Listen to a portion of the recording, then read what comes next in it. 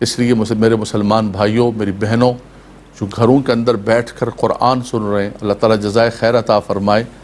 ARYQ TV کو آپ کے ڈرائنگ رومز اور بیڈ رومز میں آپ کو یہ قرآن کا پیغام دیا جا رہا ہے، آپ تک پہنچایا جا رہا ہے۔ مقصد کیا ہے؟ ہمیں آپ سے کیا لینا ہے؟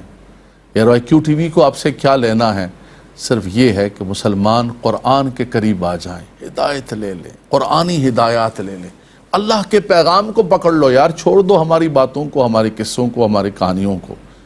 اللہ کا کلام لے لو اور اپنی زندگی کو سنوار لو، اپنی زندگی کے اندر کچھ اچھے اعمال کر لو۔ یہ نہ سوچو کہ یہ چھوٹا ہے یا بڑا ہے، یہ عمل چھوٹا ہے۔ چھوٹے چھوٹے عمل کبھی کبھی انسان کی بخشش کا ذریعہ بن جاتے ہیں، چھوٹے چھوٹے عمل کبھی کبھی میزان عمل پر بوجھل ہو جاتے ہیں۔ اللہ کے نبی صلی اللہ علیہ وسلم نے ایک کلمے کے بارے میں فرمایا، سبحان اللہ، فرمایا کلمتان حبیبتان الی الرحمن خفیفتان علی اللسان ثقیلتان فی المیزان او کما قال النبی صلی اللہ علیہ وسلم۔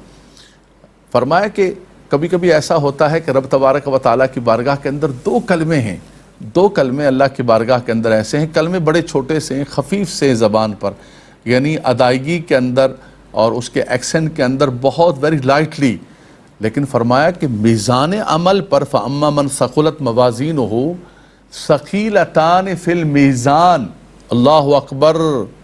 فرمایا جب میزان عمل پر رکھے جائیں گے تو بڑا بوجھ ہے، ویٹ ہے ان کا، ویٹ کے اعتبار سے بہت ہیں، ادائی کے اعتبار سے بڑے ہلکے ہیں، رحمان کو بڑے پیارے ہیں، حبیبتان الی الرحمن، رحمان کو بڑے محبوب ہیں، بڑے پیارے ہیں۔ وہ کیا ہیں؟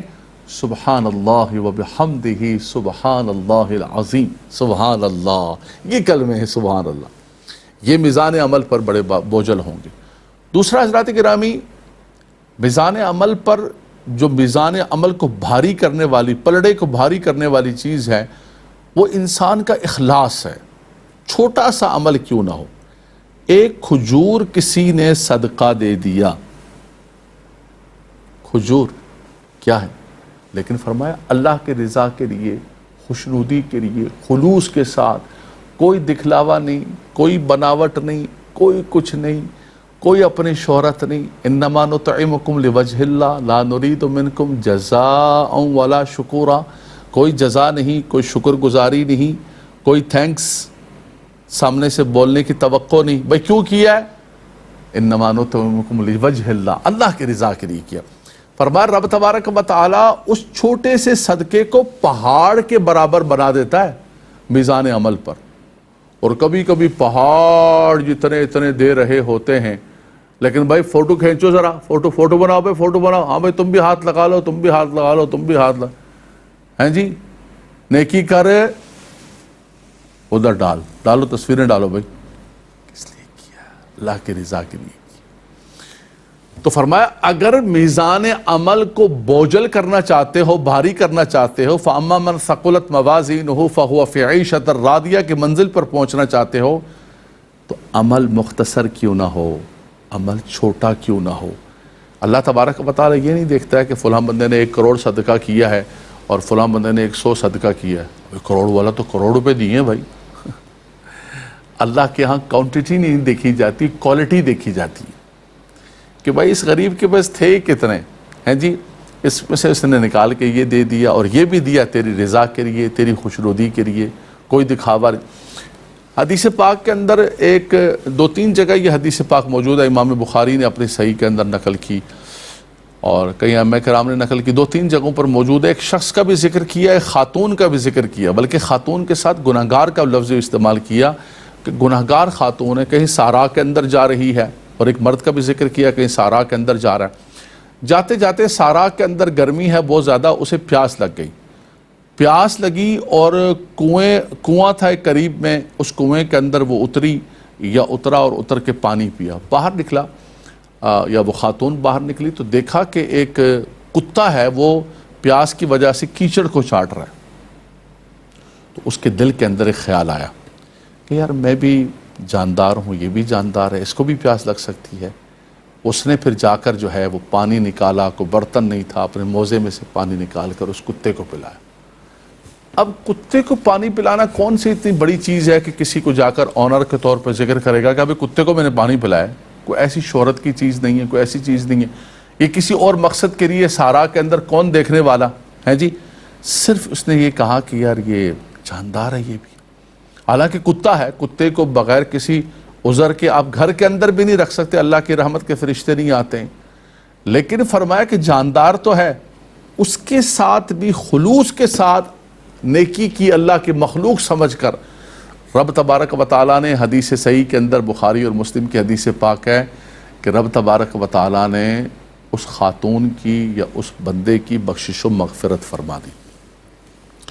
تو حضرات گرامی یہ بھی اپنے ذہن کے اندر رکھیں کہ جو چیز انسان کے نامہ اعمال کو بوجھل کرنے والی چیز ہے، بھاری کرنے والی چیز ہے، کامیاب کرنے والی چیز ہے، وہ انسان کا ایمان ہے اور انسان کا خلوص اور للہیت اور اللہ کی رضا اتنی پاورفل چیز ہے، اتنی طاقتور چیز ہے کہ میزان عمل کا پلڑا جو ہے نا وہ بوجھل ہو جائے گا اور بھاری ہو جائے گا، اور فَهُوَ فِي عِيشَةٍ رَاضِيَةٍ۔ اور فرمایا کہ اگر انسان جو ہے کافر کے اعمال کے بارے میں کہا اور ریاکار کے اعمال کے بارے میں کہا کہ اس کا تو اعمال ایسے ہیں کہ جیسے ایک پتھر پر جیسے کوئی گرد پڑا ہوا ہو، اچانک بارش آئے اور اسے اڑا دے، ہوا منصورہ، ہواؤں کے اندر جیسے غبار بن کر اڑ جائے۔ تو فرمایا وہ عمل میزان عمل پر بوجھل نہیں بنیں گے اور کامیابی اور کامرانی کا سبب نہیں بنیں گے۔ اور میں نے پچھلے پروگرام کے اندر بھی ایک بات کہی تھی کہ دیکھیں حضرات گرامی، ایک چیز کو اپنے ذہن کے اندر مرکوز کر لیں آپ قرآنی ہدایات کی روشنی کے اندر، کہ بار بار ریپیٹلی رب تبارک و تعالیٰ کئی صورتوں کے اندر آخرت کی ہر چیز کا ذکر فرما رہا ہے، مکی صورتوں کے اندر خاص طور پر۔ مراد یہ ہے کہ بندے کا سب سے پہلے مائنڈ بنتا ہے، اس کا مائنڈ سیٹ بنتا ہے کہ میں نے آخرت کے لیے کچھ کرنا ہے، میں نے قبر کے لیے کچھ کرنا ہے، میں نے میدان معاشر کے لیے میزان عمل کے لیے کچھ کرنا ہے۔ وَمَنْ أَرَادَ الْآخِرَةَ وَسَعَى لَهَا سَعْيَهَا وَهُوَ مُؤْمِنٌ فَأُولَٰئِكَ كَانَ سَعْيُهُمْ مَشْكُورًا۔ پہلے اس کا ذہن تو بنے، وہ تیار تو ہو، اس کو فکر آخرت تو ہو۔ ایک بندہ دنیا کے اندر اتنا مشغول ہے، اس کو پتہ ہی نہیں ہے، سوچ ہی نہیں ہے، تو فرمایا وہ کیا کرے گا؟ اور یہ وہ چیز ہے جو انسان کو جرائم سے بچاتی ہے، یہ وہ چیز ہے جو انسان کو حق تلفی سے بچاتی ہے، یہ وہ چیز ہے جو انسان کو حرام راہوں سے بچاتی ہے۔ کئی غریب لوگ دیکھے، ایک وقت کی روٹی ہے، دوسرے وقت کی روٹی نہیں ہے، لیکن نہیں حرام کی طرف ہاتھ نہیں بڑھایا، کسی کے ظلم کی طرف ہاتھ نہیں بڑھایا کہ نہیں یار پیسے ختم ہو گئے، پیسے نہیں ہیں بابے، کر ڈالو یار، بجا ڈالو، جو کرنا ہے کر لو، اب کیا کریں، پیسے ہی نہیں ہیں، بھوکے مریں گے کیا؟ بولے نہیں، ایک ٹائم کھا لیں گے، ایک ٹائم نہیں کھائیں گے، لیکن کسی کا حق نہیں ماریں گے۔ تو یہ کس چیز نے ان کو تیار کیا؟ یہ اللہ کی بارگاہ کے اندر کھڑے ہونے اور یہ جواب دہی۔ فَأَمَّا مَنْ ثَقُلَتْ مَوَازِينُهُ فَهُوَ فِي عِيشَةٍ رَاضِيَةٍ وَأَمَّا مَنْ خَافَ مَقَامَ رَبِّهِ وَنَهَى النَّفْسَ عَنِ الْهَوَىٰ فَإِنَّ الْجَنَّةَ هِيَ الْمَأْوَىٰ۔ یہ بار بار اسی لیے بیان کرتے ہیں کہ ہم اس کے لیے تیاری کریں کہ موت کو سمجھا ہے اختتام زندگی، ہے یہ شام زندگی صبح دوام زندگی۔ وہ جو تیری دائمی زندگی ہے، ابدی زندگی ہے، وہاں کے لیے عیش کے لیے کچھ کر لے۔ یہاں کتنے دن عیش کرے گا؟ فَهُوَ فِي عِيشَةٍ رَاضِيَةٍ۔ رب تبارک و تعالی ہمیں آخرت کے لیے، میدان معاشر کے لیے، قبر کے لیے تیاری کرنے کی توفیق رفیق مرحمت فرمائے، اور وہاں کی رسوائی سے رب تبارک و تعالی ہم سب کو محفوظ فرمائے۔